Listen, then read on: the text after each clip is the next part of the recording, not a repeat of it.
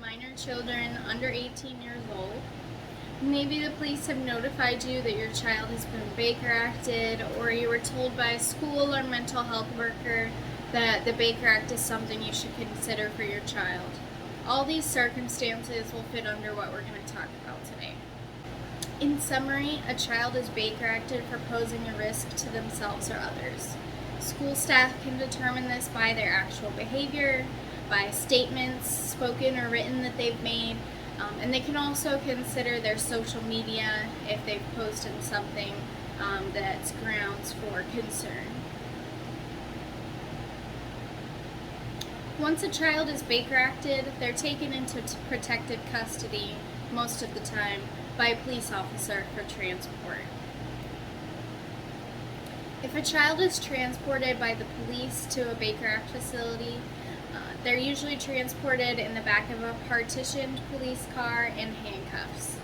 They use handcuffs not as a punishment, but as a safety precaution. There's nobody in the back of that seat, in the back of that police car with them. And it prevents them from doing any self-harm behaviors in the back of the car, from, participating in assaultive behaviors when the car door opens. And it can also prevent them from accessing any concealed items that could possibly be dangerous to them while they're in the back of the police car. Your child should be transported to the nearest Baker Act facility. This doesn't always happen though. It's possible that the facility doesn't take your age group of child. It's possible that they don't have the capability for the amount of medical care that they require, or they may not have enough beds for that age and gender at the time.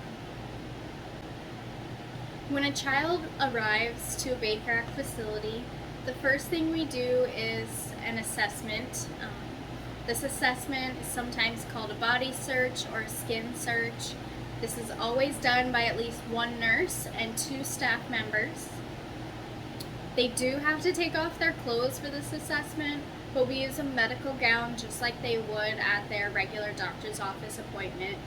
They do have to take off their underwear, but we're not assessing their private area. Again, they're wearing the gown, so they should never be exposed completely during this assessment. And we do not do cavity searches. If there's really that much of a concern that they have contraband, they'll be put on a 1-to-1 assessment. All we're really doing during this assessment is we're looking at any markings they may have on their body, bruises, scars, current injuries, looking for self-harm injuries. We're making sure that they're safe and stable to be on the unit. And we're also looking to make sure that they don't have anything concealed on their person, in the waistband of their underwear, in the band of their bra, anything like that, to keep them safe and everyone on the unit safe also. One area that has a lot of misconceptions is the need for consent when your child is on a Baker Act unit. One type of consent that you're going to be asked for is consent for treatment. Unfortunately, declining this consent doesn't mean you can come pick up your child. What this consent is for medical treatment of your child. It includes over-the-counter medications, like if they have a stomach ache, a headache, they could get Motrin, that kind of thing.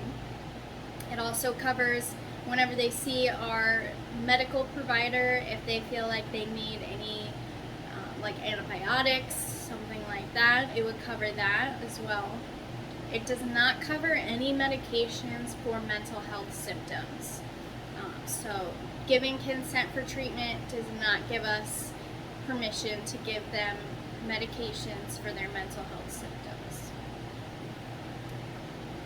If a doctor decides that mental health medications are appropriate for them, they'll contact you and get informed consent for each medication.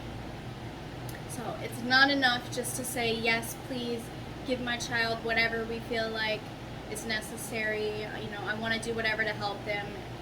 That kind of permission isn't enough. We need to talk about each medication for mental health symptoms. You'll have the opportunity to ask about side effects, have the opportunity to ask about alternative treatments, and give consent for that FDA approved range of the medication.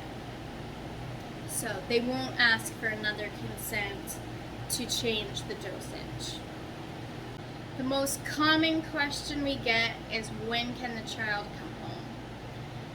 This is completely up to the provider on the unit, so either our psychiatrist or our mental health, psychiatric nurse practitioner. They have to feel really confident that the child's going to be safe if they're discharged. A lot of parents are told the Baker Act is 72 hours, and this can cause a lot of misconceptions. So the Baker Act allows us to do an emergency assessment involuntarily for 72 hours. If at the end of that 72 hours our assessment concludes that the child is still a danger to themselves, we can't discharge them. At that point, we have options to either continue treatment voluntarily or involuntarily. But on the other side of that, 72 hours is the maximum. So sometimes the doctor doesn't need that much time to determine that the child is safe and they can leave before then. But the 72 hours applies to the amount of time we have involuntarily to assess for what kind of care they need, what level of care they need.